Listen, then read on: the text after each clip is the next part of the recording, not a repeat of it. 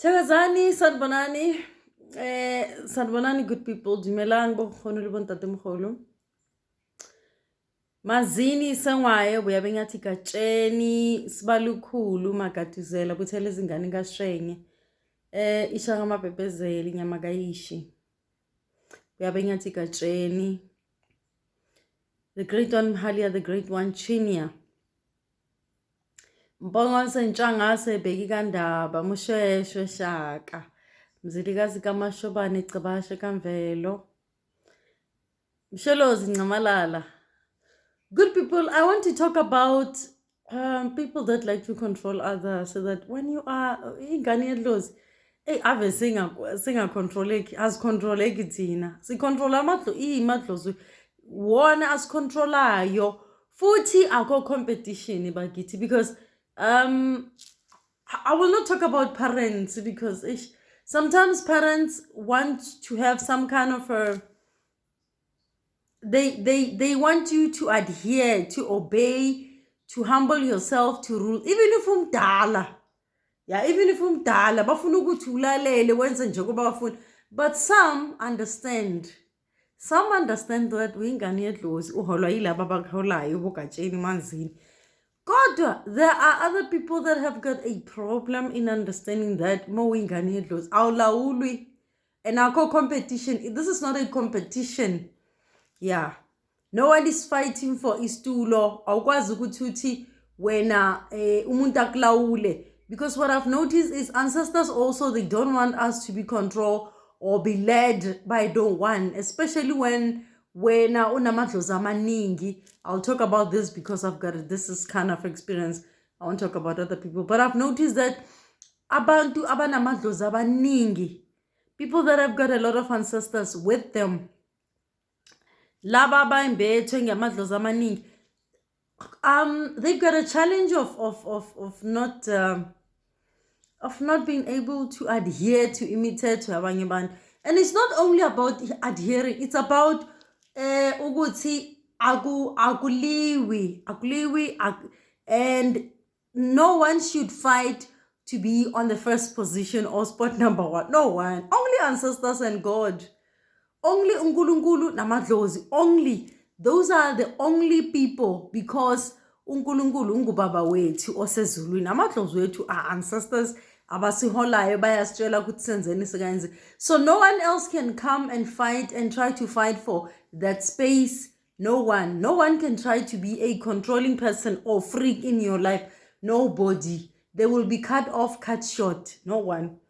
Yeah, because sometimes abanye bantu, like in relationships, I'll talk about this. In relationships, there are other people that will try to get hold of you, or friends. Awuthi ngibeke ngithi abangani.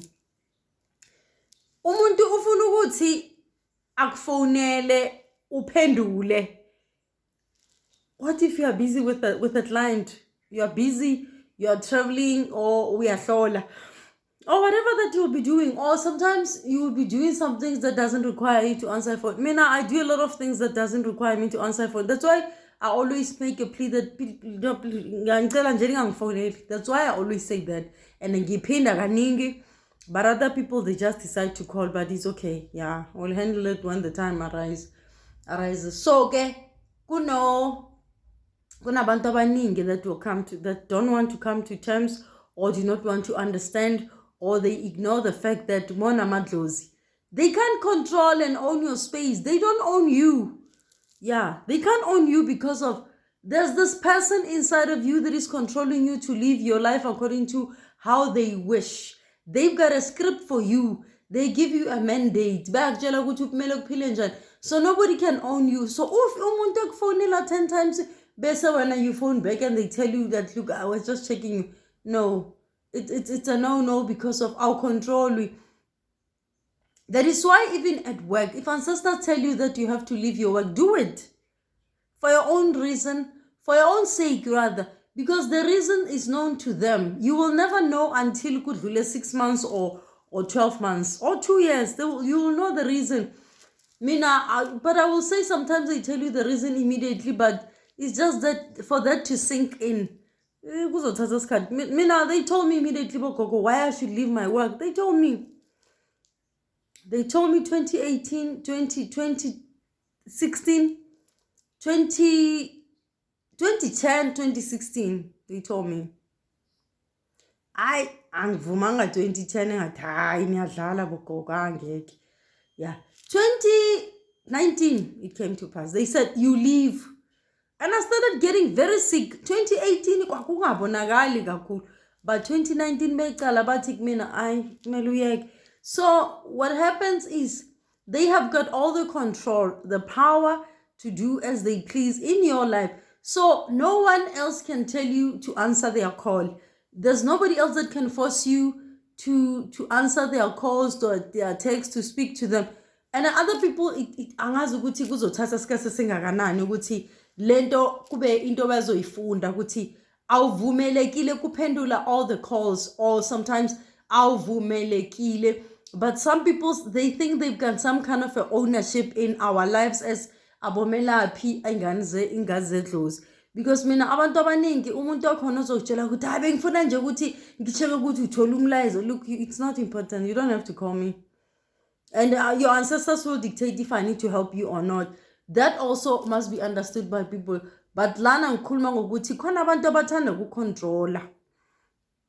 They feel like the relationship they had with you, asikho sidingo sokuthi bahloniphe that protocol or observe ukuthi wena awuyena lo muntu kade uyena before. Lobudlelano abusekho. Because ancestors banayo lento ukuthi ba control. They will never allow you ukuthi ube nabangani laba bangavumelekile, because there are a lot of people, they like to pretend to be what they are not. So mese wena uthwasile uqedile ukuthwasa, you'd have that kind of a feeling. You'd have that kind of a feeling ukuthi ay ukuhlangana nabanye abantu ukukhuluma nabo ikhona into engavumi. You feel miserable after meeting them or going to places that they don't allow you to go, especially when you're going to meet abantu laba Amadlozi akho bangabafuni. So when uqeda ukuthwasa, everything will come to light. Uzobona ukuthi hayi this person uyangidina ngifuna ukukhuluma naye.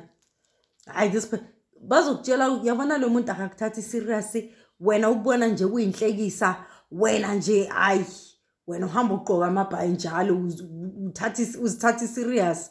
Yeah, that's what I experienced. That a lot of people that knew me ngisasebenza mina, when I changed and left my job, when ngisebenza umsebenzi wabogogo full time, some people, they had an issue with me ukuthi angisaphendula ama-calls, angisakhulumi nabo, I don't visit them. It's like they want you to be the old person they know. Angisiye another first name that they used to call me. Ngugogo, ngumkhulu, ngumprofeti, ngudohotere, ngumelaphi. But people, because they are still stuck in the past and they are controlling, they want to own your space, control you. They want to own everything else. They want to tell you ukuthi awuchahozo zohlangana nathi uzo, but ayikho into engcono bayikhulumayo bayahleba. And bahleba ngawo. Abantu abathanda ukuhleba, they cannot exclude you out of ukuhleba. They will always put your name also. That is why ancestors benza ukuthi khona abantu laba kumela ukuthi ujoyelane nabo. It doesn't matter if it's your family immediate. It doesn't matter. What I've experienced is that a lot of people bathanda ukuthi when they undermine you esikhathi ungakathwasi, they realize that we're non-profit. I'll talk about myself. A lot of people like I think they knew that I'm a prophet, but I was not wearing beads at some point. But from 2018, 2017, I was wearing beads. Yeah, I remember 2017, 18. Yeah, but 2018 that I'm wearing beads. I'm up by full time. I was 2018. But people had an issue. They had a problem. People had questions, undermining. And the funny thing is, abantu bathanda ukubuza izinto ezingahlangani nabo, especially when they think they knew you before. And also they think that they want to invite you to functions, you have to be there. The sense of entitlement, it's still there on them. But abanye is to test if you can still hang around them. You can't anymore. When it's to Twasa, you can't. But what I want to say is, if you see yourself kungavumi ukuthi uhlangane nabanye abantu, it's because your ancestors abavumi. But also ngifuna ukunixwayisa ngithi abantu abaningi, family, friends, and people that you've been acquainted to, they will still have that narrative, that kind of mentality ukuthi they control you, they own your space, they own your time. Your phone is your phone, it's not yours. Akusiyenu eyakho leya phone. And other people, they think they want to phone you whenever. Cha. And you cannot switch off your phone because of khona laba bazenza isicefe. No, you need to be free, but you need to have control on your own life also, to say that, and to not to even share. Mina ngatshela abantu abaningi ukuthi angivumelekile, angifonele. My family knows this, that there was a time when I was not answering calls. I was not talking to them for more than 12 months. I wasn't talking to them. I wasn't taking calls, not responding to messages, nothing. So, but it was difficult for them. They told me their experiences. I told them my experience was too much. It was just, I can't even talk about it. So ancestors remove you from people when they want to ukuthi bakusebenze, bakulungise, balungise isimo sakho sokuthwasa, sokusebenza, because bayakupheka ukuthi uvuthwe. But people don't understand, and other people, it's not like they don't want to understand. They want to interfere and understand what you are doing, as if it's their business. It's none of their business. So lolu daba ngikhuluma ngalo ngoba if you see yourself ungasavumi ukuthi uphendula amakhosi, it's because your ancestors, they want to have a space, a bond. They want to train you, they want to teach you, they want to help you cleanse, they want to help you become a better person, they want to teach you so many things. And if you cannot see that and allow that interference from people, the negative energy is it will delay the progress, it will delay it, because of other people. They don't realize. Mina khona umngani wami ngizona naye nje, ngamtshela ngithi awukhulumi nalabantu, you don't talk to them, you don't answer their phones. You don't know. That worked out best for him. Yes. So it helped him. But other people, they don't listen. Men batshela ngithi sisi, you're not supposed to talk to those people. At least allow 7 days. Yena nekhanda liqinile nje. Yeah. Ufuna ukuthi ayenze lokho afuna ukukwenza, bese yena ufonela the very same person ngithanga amfoneli, and then she will come back to me and tell me, Gogo, that person unje. Abanye abantu abalaleli. I think she wanted to prove to herself that lento kade ngiyikhuluma kwakuyiqiniso or not. Kodwa mina kade ngenza umsebenzi wami. I drove all the way very, very far ngiyosiza umuntu, meceda mefika lapho uba right, and then ngamunikeza ama-instructions based on what her ancestors were saying. Emva kwaloko yena uthi, no, I just wanted to check if the person is fine. But the instructions were very clear ukuthi sisi ungamfoneli lo muntu. Don't take their calls, because unenkinga, and inkinga ziphuma kulabantu labo. So a lot of people, they would want to call you unnecessary. Umuntu uthola ukuthi une 15 missed calls, and isizathu sokuthi umuntu akufonele for such a long time asikho. It's just that they want to interfere with your space, your peace. That's what they do. And most of the time, it's abantu abanenkinga nawe, abafuna ukuthi bakufonele kungekho sidingo. It's people that want to interfere so that ungabi nokuthula. And you cannot phone when ufaka ifone yakho ku flight mode because you miss important calls. You can't.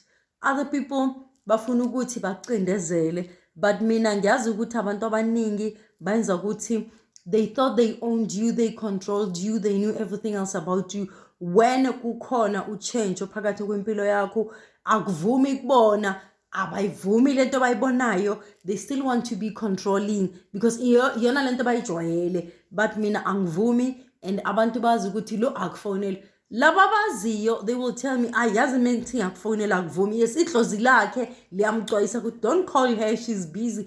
But abanye uthi yazi mina ngithi ngakufonela ngashawuva. Yes, you're not supposed to call me. It's because ngibusy Amadlozi ngenza something else.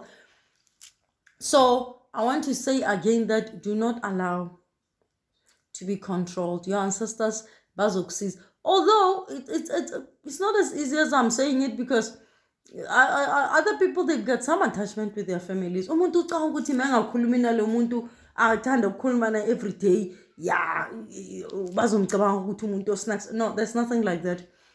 Asikho sidingo sokuthi uloku uqhumana nomuntu lo kuthiwa ungakhulumi naye. Yes, leave it for some time. You will see ukuthi there's a reason, there's a benefit for you. Wena wawungalaleli, you will never see, because mina njengoba ngithanda kusho ngithi Amadlozi anemfihlo. Bayafihla kaningi. They will never tell you why they don't want you to answer that call, respond to the text. I delete and block numbers. The people abadlali nje bagcwele midlalo. I don't allow, I don't entertain. I block and delete a lot of numbers because other people, but they think I don't know that they are testing me. But it's okay. It's people like that. But I want to say that when ungavumi, when you feel it inside of you that akuvumi ukuthi angikhulume nalo muntu, ngitext, respond to the call, or uye ukuhlangana nomngane wakho, allow that kind of message uzojwayela, because bacala ngokukutesta Amadlozi ukuthi babone ukuthi will you listen. When you don't listen, they will bring force. Bazwenza ukuthi kumele uphendule uyagula shawa ikhanda or your ears, something will hit you, you will feel it. When you listen, it becomes easy. That response, that your intuition will help you, your third eye will help you. You will realize that I'm not supposed to answer. It becomes more stronger when you respond to it, that message. But when you ignore it, bazokushaya ngeke something, bazokwenza ukuthi uzizwe ugula or uvalo ushaya uvalo olukhulu. So do not allow people to control you, because if your ancestors bakuxwayisa ngabanye abantu abaningi labo bathanda ukucela imali, bathanda ukuzenza isicefe, umuntu acela imali kuwena kungekho sidingo, akufonele kungekho sidingo. And there are certain times that are people that have got a problem, they like to phone. They don't even respect you oqala. Umuntu okhona akacheki nokuthi kuyisikhathi bani, noma u10 uyafona. It's not right. People need to respect your space as umelaphi. Umuntu okhona uyakufonela and more pendula ubuza uthi unjani. Ya unjani. Ayikho into ebalekile afuna ukukubuza yona, afuna ukuyikhuluma nakhona ilanga lakusasa lingabuya nje lingafika, asikho sidingo sokuthi ufonele ebusuku. And there are people that feel like they are entitled to impilo zethu. Abantu bakhona, umuntu okhona cannot even respect the fact that wena nawe udinga ukuthi uphumule. And that's why ancestors bathi ungaphenduli phone at certain times. And also from certain people, do not. But if you do, then that's your choice. Nobody was gonna stop you from doing that. But mina into ngifuna ukunitshela ukuthi when kungavumi, akuvumi vele, akuvumi. Yeah, it doesn't matter ukuthi umngani wakho oqotho kade ujoyela naye nakhula naye. Yeah, that person is keeping tabs on you. If you are not allowed to speak to the person, if the ancestors are not allowing you to speak to that person, it means ikhona into kumele yazi ngalo muntu. You'll find uthola ukuthi yakade epheka nje izinto akupheka wena. Ngithola ukuthi, and distancing yourself will give you the strength to acknowledge or accept iqiniso ozolithola. Because mawuhlala njalo uqhumana nomuntu motshela into ngayo ukuthi hayi lo akakuthathi serious, joke, you are just a joke to them, it's going to hit you very hard. So when you have created that kind of space ukuthi ungasaqhumane nalo muntu njengenjwayelo, it will be better, because you will see that, oh, that's why kanti wawungakwazi ukuthi njalo ukhuleke ukukhuluma naye, because abantu abaningi bathanda ukuzenzisa, and abantu abaningi bahlosile kusukuyuza abanye. Umuntu akhona njalo yena unenkinga ngemali, akanamali nje, mara uyasebenza kodwa akusile into okukhuluma ngayo. But what I'm trying to say is bakukhumbula mekukhona inkinga, nenkinga ila khumbula khona sekuthumelela umlayezo, a very stupid message nje athi ngicela ukuxhumane nami. Yeah, it's like when you are available for them. That's why ancestors, they will make sure that ube nespace sakho, ube nesikhathi sakho nabo, so that kungabi khona abantu bacanga ukuthi wena you are easily accessible. Because other people noma ungabatshela ukuthi wena ubusy kangakanani, yeah, they just say, you think you're too important. Ancestors, they will tell you secrets about people ukuthi hey man lo samsiza nje but lo ucanga ukuthi wena ucanga ukuthi you are too important and lo muntu kade osebenza naye lo muntu ungijwayele like more than 10 years and all of a sudden now the person change. That is why as umelaphi awumelanga ukuthi ube nomudlelwano nabanye abantu. You must have your own life, your own space. Ubudlelwano nabanye abantu akuvumelekile. Siza umuntu mekuvuma ukuthi umsize, mawutshela ukuthi umsize, bese uqhubeka ngempilo yakho, because other people they tend to be too familiar. When they're too familiar, akasakwazi ukuhlukanisa ukuthi wena umelaphi ugogo umkhulu. Akasakwazi ukuhlukanisa because they are used to that pattern, that behavior ukuthi njalo yena khuluma nawe, on this with this kind of attitude, because akasiboni isidingo sokuthi akuhloniphe. So that being said, abantu uyabafundisa and uyabatshela ukuthi look, I'm not available, please don't call me. Send me a message if you want to speak to me. Ngizokutshela if I'm available. Mina abantu ngibafundisile abaningi because there were people lawa kade bacanga ukuthi they can call me and other people, but abanye they just phone you anyway. But I see a lot of people are just abanye because they've been kade bekujwayele more than 5 years now ukuthi wena umelaphi. It's like it's the resistance banayo ukuthi they don't want to accept the truth ukuthi when you are this person now. It's like they can't accept it, but akusiyona inkinga yakho ukuthi they can't accept ukuthi wena so umelaphi. It's their problem. Yeah, they're struggling to deal with it, but they must deal with it. It's their own problem. Yeah, they must deal with it. So when kumsebenzi wakho ukuthi you must teach the people, you can't call me anytime. You cannot. When I tell a person immediately that look, I'm not available, you can't just call me anytime. Because abanye banthanda ukungifonela ngo-6 a.m. Jawu lo muntu ucanga ukuthi mina ngilindela ngikhamsile ngilinde yena ukuthi angangifonela. Yeah, abanye I don't know what they think. It's like they think their emergencies it's not. Ngiyacela. Because omunye umuntu uzokufonela ukuthi hayi yazi mina gogo ngibone lelo daba liphuthuma kabi bese ngicabanga ukuthi hayi awuthi ngikuthini. It doesn't matter. It's not my problem. Even if the ancestors bathi wena ngifonele, respect yona into yokuqala, because other people they think they are too important and they don't take you serious. But ufuna ukuthi wena umlalele umsize. Yeah, ukuthi kuyisikhathi bani akusi problem yakhe. Yena ozokufonela ngaleso sikhathi acanga ukuthi yazi bengifuna ukukubuza. It's not right. Asihloniphaneni. But mina Amadlozi ngifundisa kakhulu ukuthi hayi lo don't answer.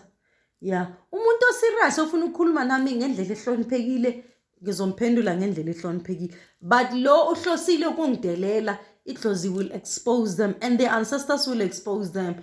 Yes, ancestors will expose them.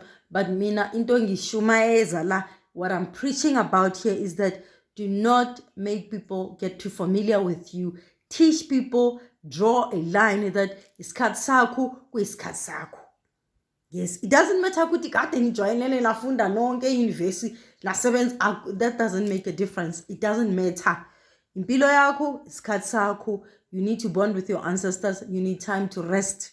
Yeah, psychologically and mentally, spiritually, you need to rest, because there are times when your ancestors do not allow you to speak to other people, even family members, because every person has got their own energy. So your ancestors banesikhwele sokuthi sifuna ukuthi sibe nawe sikhulume. Yeah, I mean, I've experienced that quite a lot. It happens to me a lot of times. Sometimes they break the pattern. Mawujwayele ukukhuluma nabanye abantu benza ukuthi kube malanga adlulayo amaningi nje ningakhulumi. Yeah, just to show you something. But a lot of times abantu abaningi they are resisting this kind of thing ukuthi mele bafunde. But kuzofika la umuntu afunda khona ukuthi lo muntu kumelaphi. Yes, usetshenziswa idlozi, ukhuluma namadlozi, kumele ngimhloniphe. Lo ngafuna ukuvuma, lo ngafuna ukuhlonipha, they'll always be cut off. I've seen that. I've seen it with a lot of people, and immediately when such people send you messages, your ancestors will say, I just delete that message, don't respond. mean, I've taught a lot of people already. Look, your ancestors do not want to respond every day. So you can't be sending messages every week. You can't. Respect my time because there are other people I'm attending to. Please. But abanye bantu abasiboni isidingo leso sokuthi you need to rest. They think their first priority bona. Mekunento omhluphayo, ya uyakufonela immediately. Ya, awungisize lana. Hayi nawo busy gogo. Ngikhona into ebengifuna ukukubuza. The lack of respect the person have is because of lo muntu ucanga kuyena obhalekile ukudlula abanye abantu. I had this experiences with all these people that abanye, it's how they treat people wherever they are in their house or wherever, but they've got that thing yokuthi abahlonipha abantu. So when they think it's just a way of treating people, but abantu uyabafundisa ukuthi cha, not with me. You know, the buck stops right here. You don't talk to me like that. You don't phone me anytime. And when I said I'm busy. You can't talk to me. You can't call me. Yeah, you have to teach them. And without making a lot of noise, but a lot of people need to be taught that when umelaphi manzini sengwayo sengiyaceda kade ngikhuluma, they need to be taught. They need to be taught. Because if you don't teach people, they become too familiar. Bese uyakhohlwa ukuthi ngeke akhulume noma ini nawe. Because other people, umuntu uzobuya nodoti, nolwabishi rubbish nje azobuya nayo, azoyiqoqa nawe, azothi gogo, yazi khonela udaba bengifuna ukubuza. Ayihlangani naye, ayihlangani nedlozi lakhe, ayihlanganisi na wena naye. Yeah, they think they can just ask any nonsense rubbish.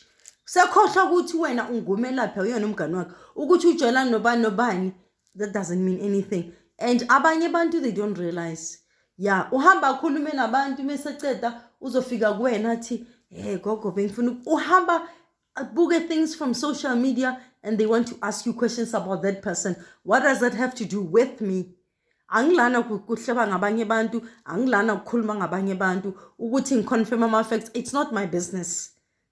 That's not my gift.